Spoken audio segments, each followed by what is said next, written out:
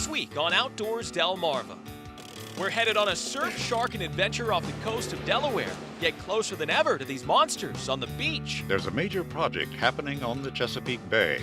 Hop on board to see how a man-made oyster reef is taking shape. And a local community is keeping its heritage alive by getting youngsters hooked on the outdoors. Plus, viewer photos and your chance to win this Perception Sound 10 kayak package from Survival Products right now on Outdoors Delmarva.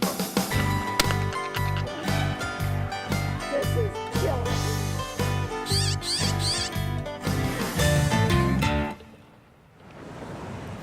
Hi everybody and welcome to Outdoors Delmarva. I'm Mike Parker. And I'm Captain Willie Dykes, and we're really glad you joined us. Outdoors Delmarva shines a spotlight on the people and the places that make our area an outdoor enthusiast paradise. And each week, Mike and I will take you to new adventures from all over Delmarva. And with that in mind, Willie, you've got a little traveling to do, my friend, and we'll check in with you a little bit later in the program.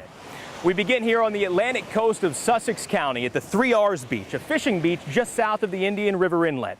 And what brings us here is a combination of excitement, mystery, even a little bit of fear, a combination that's created a shark fishing boom for local anglers. And they're doing it from right here on the beach. It was an evening trip for me this time to the 3 R's Beach, just south of the Indian River Inlet in Sussex County. Watch out for these lines here. And when I met up with Ben Jaworski, he had everything ready to go. A cooler filled with freshly cut bluefish, special hooks, and homemade shark rigs.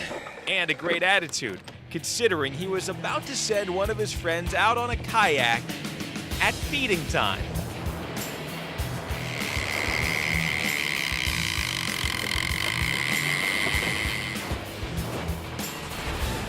All right, man, drop the bait, drop the bait. And most people think we're pretty crazy when we kayak out the bait, especially at night, because we're kayaking out to catch sharks, and they don't really understand that whole concept of purposely trying to catch sharks. But I assure anyone who's a skeptic, when you reel one in or when you see one pulled out of the water, it's there's just nothing like it at all. Now, I wouldn't call myself a skeptic, but after Ben and the crew from Surf, Shark, and Adventures sent me this photo a few weeks ago, claiming they were pulling in big sand tigers like this one right off the beach, I definitely wanted to see for myself. And within 20 minutes, I had all the proof I needed.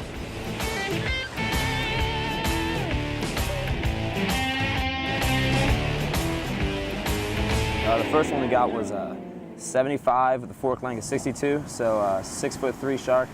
The next one we got double hooked, and the second one we lost in the wash. I was estimated to be around 8 feet. The one shark that was landed was a big shark by most accounts, with big teeth as you'd expect.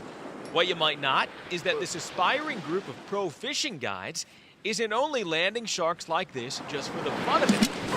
In a partnership with NOAA, the National Oceanic and Atmospheric Administration, these surf sharkers are helping collect valuable scientific data. I knew I wanted to give something back. I'm catching all these sharks. They're protected species, so obviously they're somewhat endangered, and I'm catching so many of them. I really wanted to figure out how I could give back to the environment. You know, how can I do my part to help those researchers that aren't, seeing as many of these as I am? And I did a little research, and I found out that NOAA had a really big apex predator tagging program, and sand tigers is one of the sharks they were looking to get more research on. No one had ever tagged or released one that I know of, especially from the beach. So with every catch, a numbered tag like this one is attached, and measurements of the body and tail, estimated weight, and date and location of the catch are recorded. If re-caught, the information will help shed light on migration patterns, growth rates, and reproductive habits of each shark species. We're approaching the prime time for shark fishing right now. As this beautiful warm evening turned into cooler night, we'd already brought 2 sharks into shore. And there is no slowing down. Just like that, the fight is on again to reel in 2 lines at once as the surf sharkers do their best to land the double.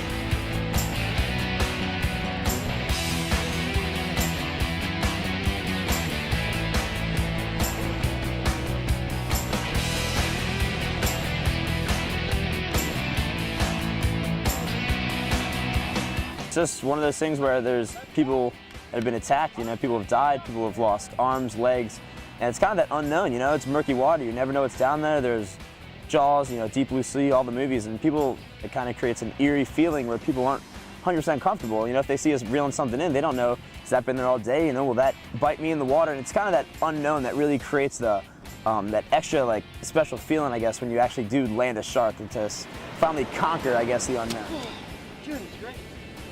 Don't even get a breath. It's a success, as the biggest sharks yet are unhooked, measured, and tagged. 87 inches.